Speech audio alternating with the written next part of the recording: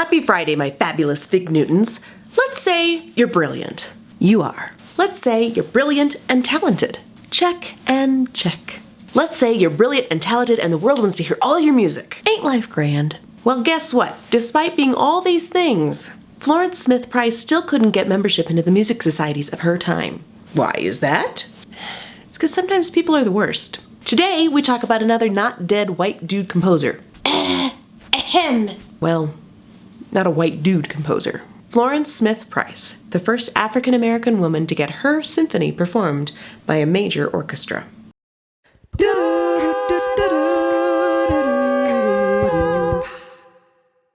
Florence Beatrice Smith Price was born of two well-educated parents. Her father, a dentist, and her mother, a classically trained pianist and singer. Growing up in Little Rock, Arkansas, Price finished high school by 14. She enrolled in the New England Conservatory of Music in Boston and majored in piano and organ. To the surprise of very few people, Price excelled at performance. But she also began to put her toe in the water of composition. After graduation, she began teaching, but found her path to teaching somewhat blocked.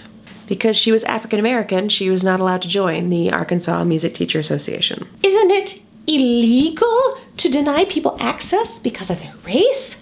Yes, it is now, but it wasn't at the time, which was the 1920s and 30s. Given this and a few other racial issues she encountered, she and her family moved to Chicago, Illinois. Moving to a bigger city gave Price many more options, not only to grow as a professional musician, but to continue to develop herself as a composer. One of the most important moments for Price was in 1932. This is when she won the Wanamaker Foundation Award. That guaranteed that her symphony in E minor would be performed by the Chicago Symphony Orchestra, which is no small thing. Actually, more impressive, she not only won first prize, she also won third prize for another composition that she wrote. Much of her symphony draws upon Afro-folk tunes using pentatonic scales. Pentatonic comes in many forms, but in this case, it's the standard minor pentatonic scale. La, do, re, mi, sol, la.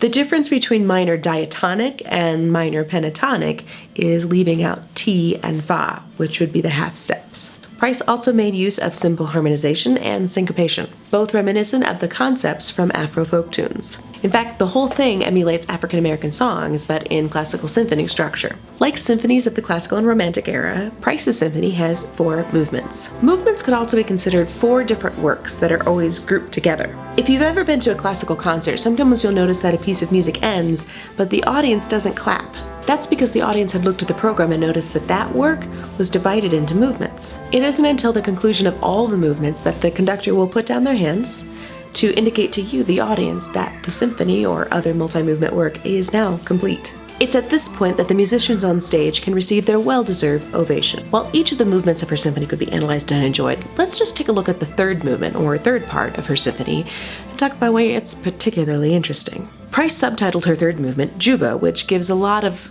understanding of the inspiration for the music.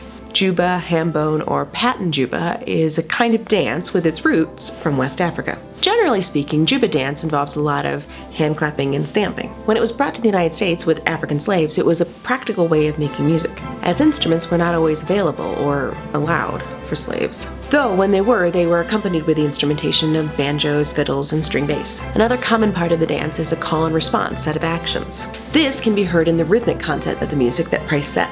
Juba music influenced many music and dance styles that would come later, including ragtime, tap dancing, and stepping. The whole movement is in rondo form, meaning the music at the beginning repeats several times throughout, with a few different melodic ideas interwoven in between the repetitions. While Price moved to Chicago with her husband, it was shortly after they arrived that it became apparent they would need to separate. This may seem like a trivial piece of information, but it's important to note that Price's accomplishments are even more impressive when set in the context of her struggles. Black, female, and a single mother, all while working to become a successful composer, set against the backdrop of a time when being any of those things meant you were viewed less favorably by musicians and society as a whole.